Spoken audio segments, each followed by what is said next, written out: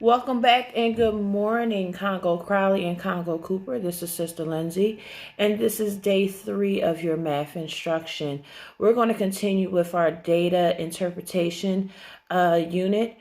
And just a quick reminder, make sure that you're logging in and watching Morning Circle, and you are also submitting yourself on the attendance tracker. And make sure that you are taking a photo of your assignments and submitting that on via email. All right, let's get started. We're going to start with our application problem today. Then we're going to move on to our vocabulary. And then we're going to move on to our concept. Today, our objective is to ask and answer varied word problems using data sets and using those data sets with 3 different categories. All right, so let's go ahead and let's go to our application problem. You should be turning to the set of pages for 3/20/2020. All right, the nation of Congo took a trip to a zoo. Jesse decided to collect data about his favorite African animals. He saw 2 lions, 11 gorillas, and 7 zebras. What might his table look like? How many gorillas and zebras did he see? All right, so of course, since this is a word problem, we're going to attack it with our cube strategy. And I want you to take a second to go through, circle your numbers for C, underline your question for U, and box your keywords or directions in this case for B. So take a second to do that as I do it on my page.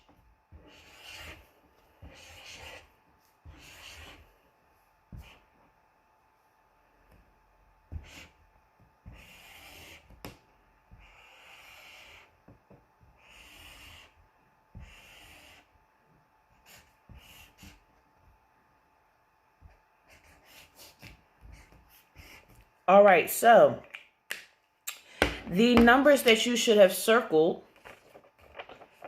should be 2, 11, and 7. The question, and we have 2 of them in this word problem, what might his table look like? And how many gorillas and zebras did he see? And I want a box table because I need to make a table in order to answer this question. And I want to box the word and. That tells me that I have 2 parts that I need to put together, which means I need to add. All right. So here's Brother Jesse's table. So this is the table. We see that we have 3 different categories. We have lions, gorillas, and zebras. For lions, the problem tells me that I have 2. Now, I have a choice here. I can use tally marks or I can use symbols. In this case, I'm going to use tally marks because I want to make sure that we really reinforce that skill before we move on to different ways to represent our data. All right, so I have 2 lions, which means I'm going to make 2 tally marks. 1, 2. Your table should look like this. If so, kiss your brain. All right. The problem then says that I have 11 gorillas. And remember, when we're doing our tally marks, we want to make sure that we group them in groups of 5. So 1, 2, 3, 4, 5. When I get to number 5, I need to be starting at the top left and crossing over to the bottom right. And this right here would be 5. I need to keep going until I have 11 for my gorilla. So that's 5, 6, 7, 8, 9, 10, 11. This is what you should see for gorillas. And for zebras, Jesse saw 7 zebras. So I want to go ahead and put that down. 1, 2, 3, 4, 5, 6, 7. All right. So this is what his table looks like. So I've already answered one of the 2 questions that I have in this problem.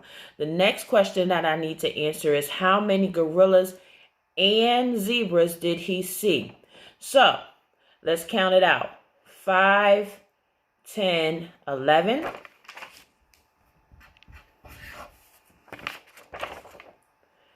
5, 6, 7. So those are my numbers that I need to put together in order to answer that question. So I have 11 plus 7. 11 plus 7. All right. So I can go back and look at my tally marks and just count them all together. That's one way. I could put 11 in my head, put 7 on my fingers, and count on. That's another way. I'm going to use the tally marks today because I want you to see how close they are to using a model, which we've done before in previous lessons. So I have these two groups right here. I'm not worried about this up here because that's not what I'm adding together. So I have these two groups right here. I have 5. I'm going to count the groups of 5 because they're the biggest group. I'm going to just lump them together real quick. 5, 10, 15. Then I'm going to take the ones, the single tally marks, the one tally marks.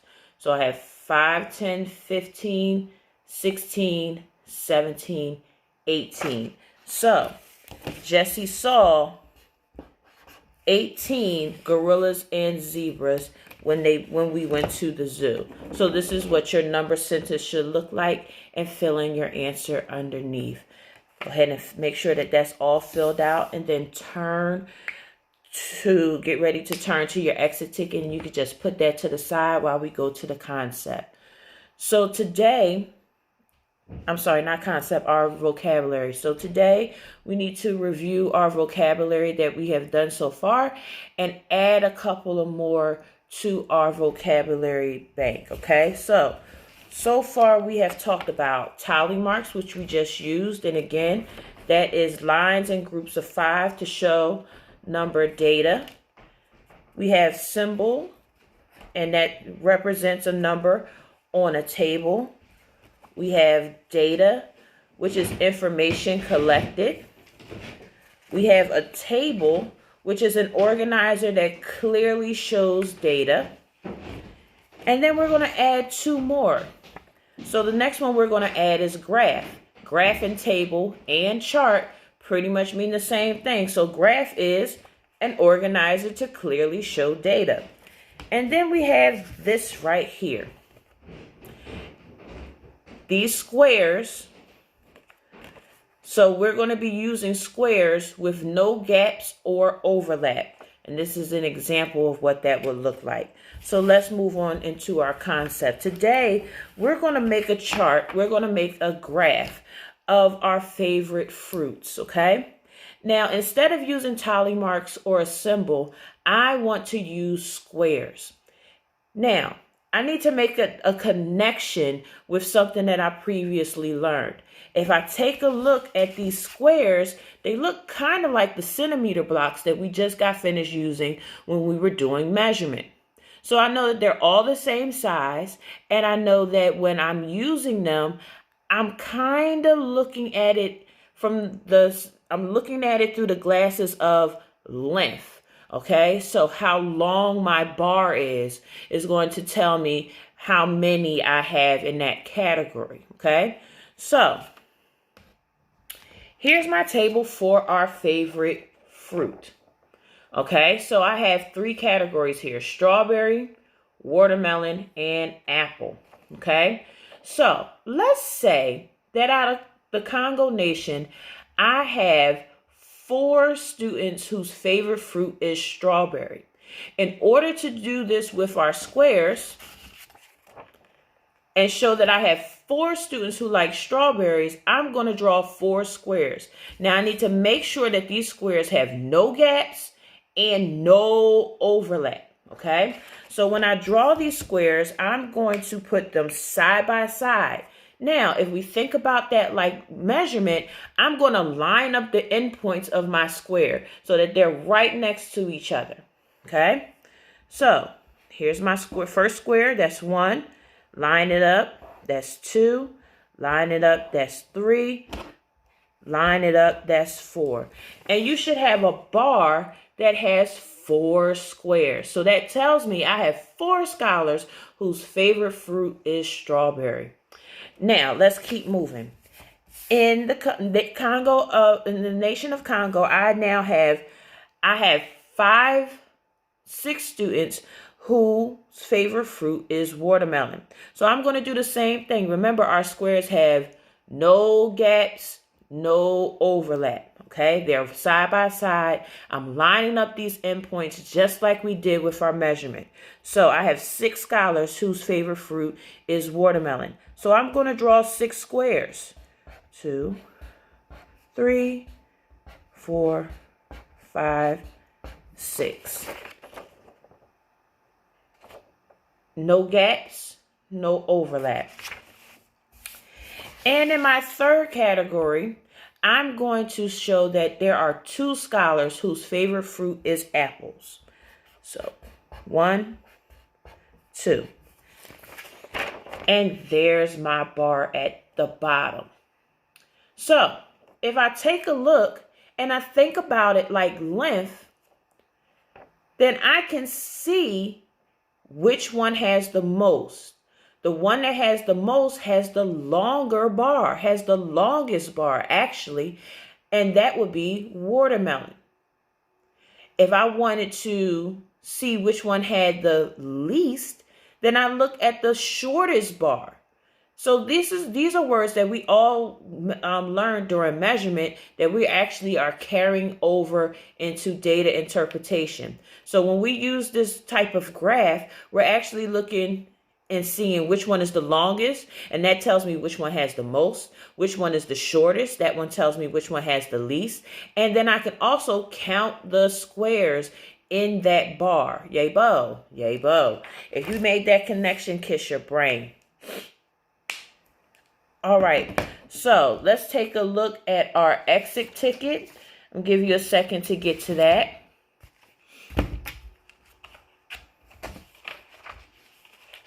So with our exit ticket today, we're still talking about our favorite animals at the zoo.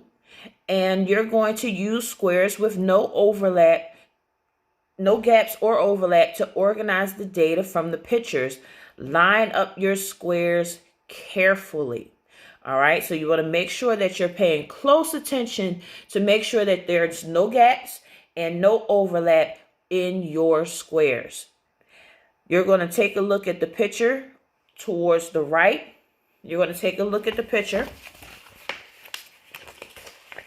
Take a look at these pictures right here and count out and put the same amount of squares in each category. At the bottom, you have 2 questions. Write a number sentence. We know that that's something plus or minus something.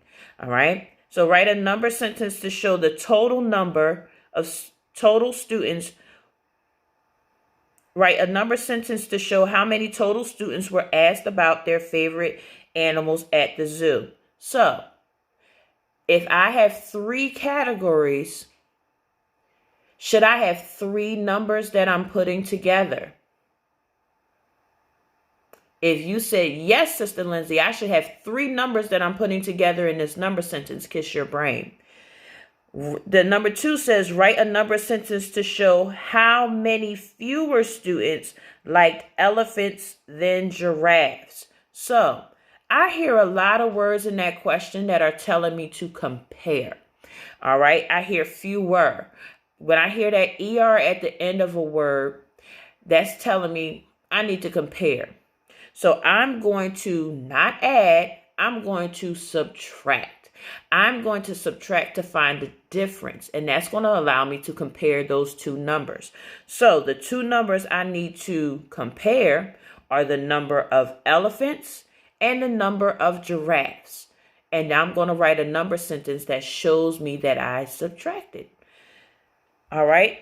Now let's move on to the directions for your problem set. And then I'm going to release you guys to get that done. Okay. Remember, the problem set and the exit ticket are what you're taking a picture of and submitting on, that you're submitting via email. All right. So on your problem set at the top, it says lesson 12 problem set right in your guide. Okay. So here we are again. We're using squares with no gaps or overlaps to organize data from the picture. Okay. Line up your squares carefully. So we're looking at favorite ice cream flavors. Your first question, how many more students like chocolate than vanilla? Sounds like a compare to me. Number 2 says, how many total students were asked about their favorite ice cream flavor? Sounds like I need to put together. All right, so the next set, the squares are already in place for you, and you're going to count those squares and answer the questions on ties on shoes. So I have Velcro, lace, or no ties. Write the number sentence to show how many total students were asked about their shoes, and then write a number sentence to show how many fewer students have Velcro on their shoes than laces. The next part of your problem set, we have a graph about your favorite pet. And you'll see that the graph, instead of the bars going straight across from left to right in a row, they're going up and down in a column. It's the same thing. They're just going in a different direction, okay? So don't trip about them turning a different direction. It's still the same idea. The longer the bar, the more in that category. The shorter the bar, the fewer in that category. It's still the same concept. So I am looking at a table or graph of my favorite pets. I have dogs, fish, cats, and I have 3 questions. How many students chose dogs or cats as their favorite pets? Remember, that or is a key word. That or is telling me this or that. So I need to put that and this together. Number 6, how many more students chose dogs as their favorite pets than cats? So that than is telling me to compare.